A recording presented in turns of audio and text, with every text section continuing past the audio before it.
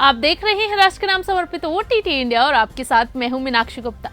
नवरात्रि का पावन पर्व आज से शुरू हो चुका है। आज से अगले 9 दिनों तक माता के 9 रूपों की पूरे विधि विधान के साथ पूजा की जाएगी। दुर्गा माता के 9 रूपों को बेहद शक्तिशाली माना जाता है। पूरे देश में नवरात्रि का ये पर्व बड़ी धूमधाम से मनाया जाता है। कहा जाता है कि माता के 9 रूपों की पूजा करने से सभी तरह की सिद्धियां प्राप्त होती हैं। इंसानों को हर तरह के दुख और संकट से छुटकारा मिल सकता है। माता रानी के 9 रूपों की ही तरह मार्कंडेय चिकित्सा पद्धति में 9 औषधियों का जिक्र किया गया है। इन 9 औषधियों को नव दुर्गा का नाम दिया गया है। इन औषधियों को लेकर माना जाता है कि इनमें इंसान के सभी रोगों को हरने की क्षमता होती है। माँ दुर्गा के कवच की तरह ये औषधियां इंसान की रक्षा करती हैं। चलिए आज हम आपको इस वीडियो के जरिए इन 9 औषधियों के बारे में बताते हैं। पहले दिन माँ शैलपुत्री की पूजा की जाती है, इसलिए इन 9 औषधियों में से एक है हरड़, जिसे माँ शैलपुत्री के रूप में माना गया है। हरड़ 7 तरह की होती है और इसे अलग अलग तरह से इस्तेमाल किया जाता है। पहली होती है हरितिका, जिसका इस्तेमाल डर को दूर करने के लिए किया जाता है। दूसरी है पथया, यानी सभी के लिए लाभकारी। कायस्थ, जो शरीर को हेल्दी बनाए रखने का काम करती है। अमृता हरड़, जो अमृत के समान है। हेमवती, यानी हिमालय पर उगने वाली। चेतकी, मन को खुश रखने वाली। सातवीं श्रेयसी, सभी का कल्याण करने वाली होती है।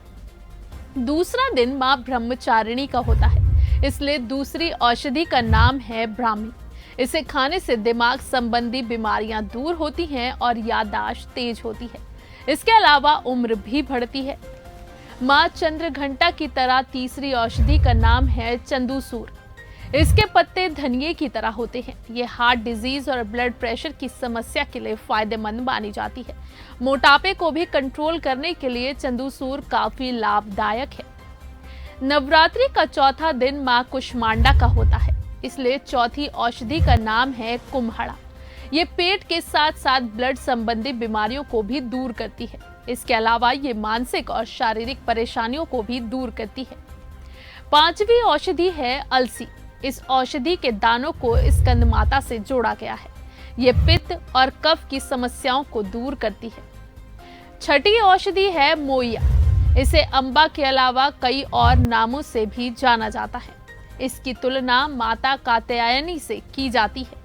ये भी कफ, पित्त और गले के रोगों को दूर करने वाली है। अब 7वीं औषधि है नागदौन। इसे माता कालरात्रि के समान माना गया है। जिस तरह माँ कालरात्रि सभी संकटों को हर लेती है, उसी तरह नागदौन शरीर और मानसिक सभी रोगों से लड़ सकती है। इसके अलावा अब 8वीं औषधि है तुलसी।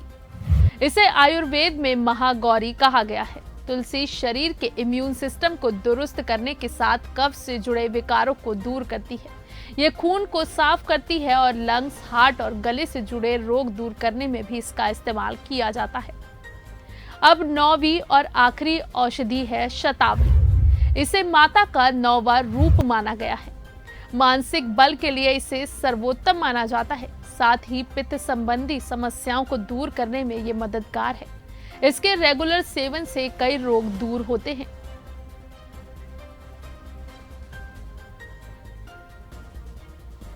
तो आपको ये जानकारी कैसी लगी हमें कमेंट कर जरूर बताएं। लेकिन फिलहाल के लिए इतना ही। देश और दुनिया की तमाम बाकी खबरों के लिए आप जुड़े रहिए ओटीटी इंडिया के साथ। रग रग में हिंदुस्तान।